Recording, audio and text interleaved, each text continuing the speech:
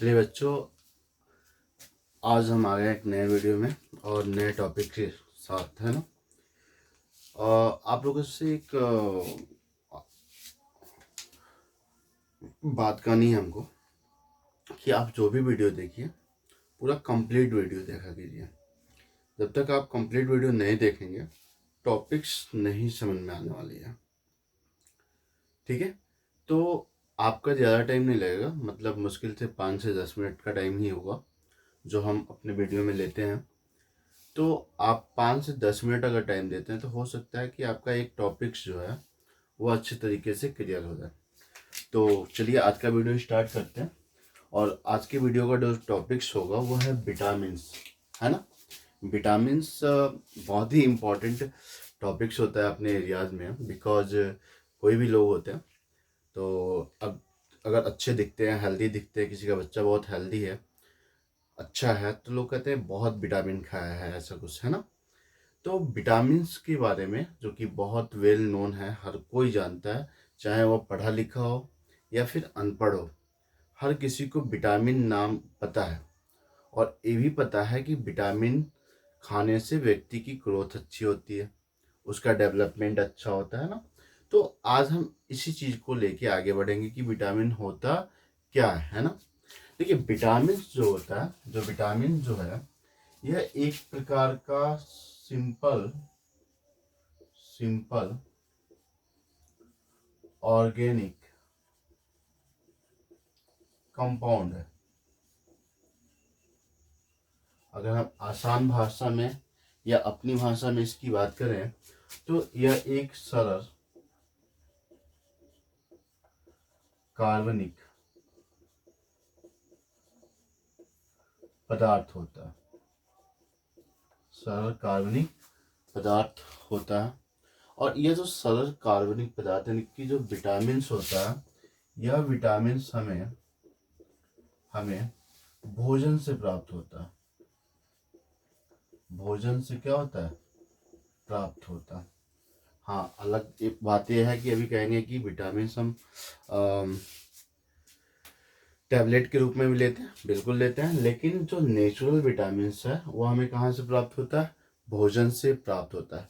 और जो विटामिन होता है इसकी बहुत ही सूक्ष्म मात्रा सूक्ष्म मात्रा ठीक है, बहुत ही कम मात्रा हमारे उपापचयी क्रियाओं के लिए, उपापचयी क्रियाओं यानी कि मेटाबॉलिक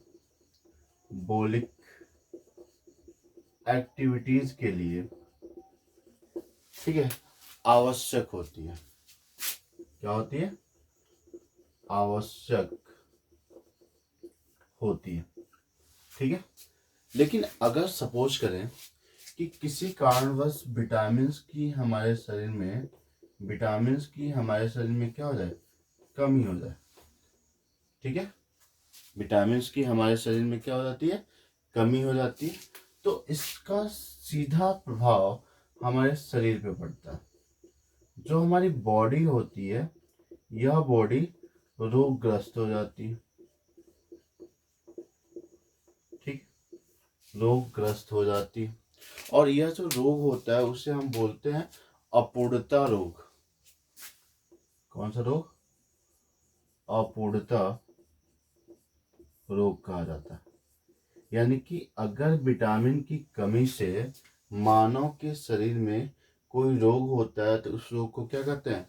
अपूर्णता रोग, डिफिशियंसी डिजीज, डिफिशियंसी डिजीज कहा जाता है ना।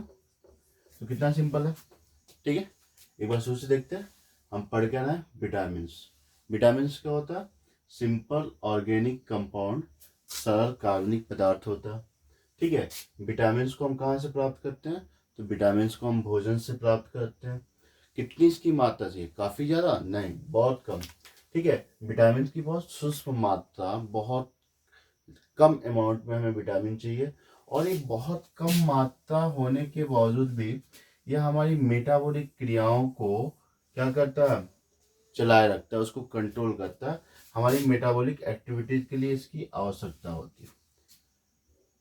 लेकिन अगर किसी कारणवश हमारी बॉडी में विटामिन की क्या हो जाती है, कमी हो जाती है, विटामिन की क्या हो जाएगी, कमी हो जाती है, तो हमारा जो शरीर है वह शरीर रोगग्रस्त हो जाता है। ठीक है, रोगग्रस्त यानी कि बीमारियां होनी शुरू हो जाती है। और यह जो बीमारियां होती हैं उसे हम बोलते हैं अपूर्णता डिजीज। ठीक है, अपूर्णता रोग यानी कि डिफिशियंसी डिजीज कहा जाता है। सो इसीलिए जो विटामिन होते हैं, जो विटामिन होता है, इस विटामिन को हम वृद्धि तत्व भी कहते हैं। इसको क्या कहा जाता है, वृद्धि तत्व भी कहा जाता है, यानी कि ग्रोथ फैक्टर भी कहा जाता है।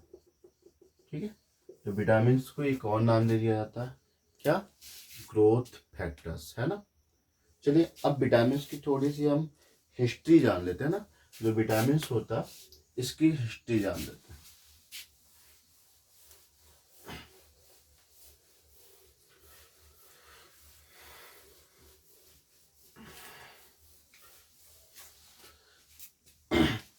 अब देखिए जो विटामिन है, इसकी खोज कब हुई थी, इसकी डिस्कवरी कब हुई थी और किसने किया था। तो देखिए विटामिन की जो खोज है वह 1881 में, ठीक है, सन 1881 में एक वैज्ञानिक थे ल्यूनीन, है ना, NI ल्यूनीन। ठीक है, तो ल्यूनीन नामक वैज्ञानिक ने विटामिन की खोज की, है ना। साथ ही साथ 1897 में 1897 यानी कि 1897 में एक वैज्ञानिक है जिसका नाम है इजक मैन,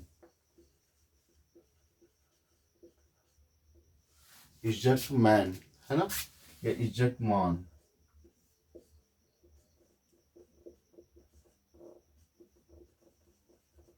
ठीक है, इन्होंने ल्यूनीन का समर्थन किया।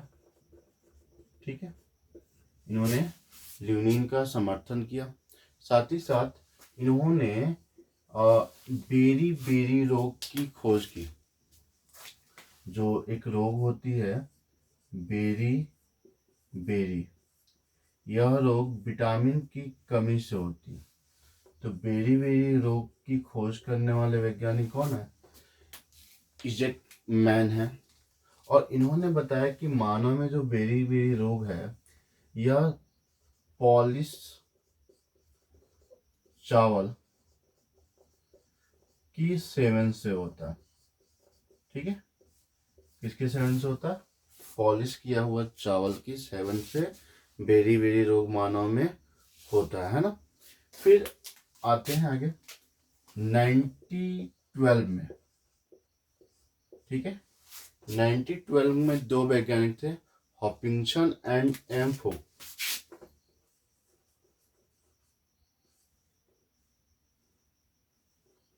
हॉपिंसन एवं फुंक।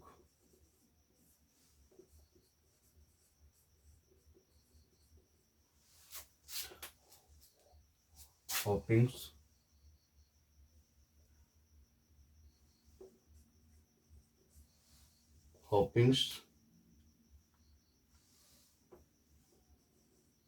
एंड फुंक। ठीक है, इन दोनों वैज्ञानिकों ने विटामिन थ्योरी को दिया, विटामिन थ्योरी को दिया, इसको हम विटामिन मत कहते हैं। ठीक है, तो इस प्रकार अगर हम देखें तो हमने कहा कि विटामिन की खोज 1881 में ल्यूनीन NI ल्यूनीन के द्वारा किया गया। ठीक है, 1897 में इजक मैन ने ल्यूनीन के विटामिन की खोज का समर्थन किया और इन्होंने साथ ही साथ बेरी बेरी रोग का पता लगाया। इन्होंने पता लगाया कि जो पॉलिश चावल है अगर उसके सेवन करते हैं तो मानव में कौन सा रोग होता है? बेरी बेरी रोग हो जाता है ना। फिर 1912 में हॉकिंसन एंड फुंक्स नामक वैज्ञानिक ने विटामिन थ्योरी को दिया था। अब अगर हम बात करते हैं तो कितने विटामिन की खोज हुई है अभी तक, या विटामिन की संख्या कितनी है? ठीक है, तो देखिए अभी तक लगभग 20 प्रकार के विटामिन का पता लगाया गया है। 20 प्रकार के विटामिन का क्या किया गया? पता लगाया गया। ठीक है, जिनमें से 2 प्रकार के जो विटामिन हैं, इसमें एक है नियासिन और दूसरा है विटामिन डी। इन दोनों विटामिन का संश्लेषण मानव के शरीर में होता है। इनका जो संश्लेषण है, यह संश्लेषण मानव के शरीर में होता है। यानी कि इन दोनों विटामिन को हमारी बॉडी खुद बनाती है ना। लेकिन बाकी के जो 18 विटामिन है ना, बाकी के बचे हुए 18 विटामिन है, यह हमें भोजन से प्राप्त होते हैं। ठीक है, यह हमें किससे प्राप्त होते हैं? भोजन से प्राप्त होते हैं। फिर एक और चीज है कि विटामिन कितने प्रकार के होते हैं। ठीक है, विटामिन के प्रकार की अगर हम बात करते हैं, ठीक है, टाइप्स ऑफ विटामिन की बात करते हैं, तो देखिए विटामिन बेसिकली 2 प्रकार के होते हैं। एक होता है जल में घुलनशील विटामिन, है ना। तो एक विटामिन क्या होता है? जल में घुलनशील विटामिन। अब देखिए जल में घुलनशील विटामिन कौन है? तो एक है बी और एक है सी। ठीक है, तो बी और सी जो विटामिन है, यह जल में घुलनशील विटामिन है। दूसरा होता है वसा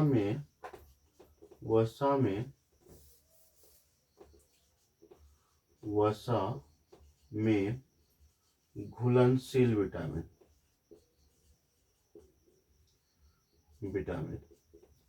तो वसा में जो घुलनशील विटामिन होता है उसे हम बोलते हैं एडेक।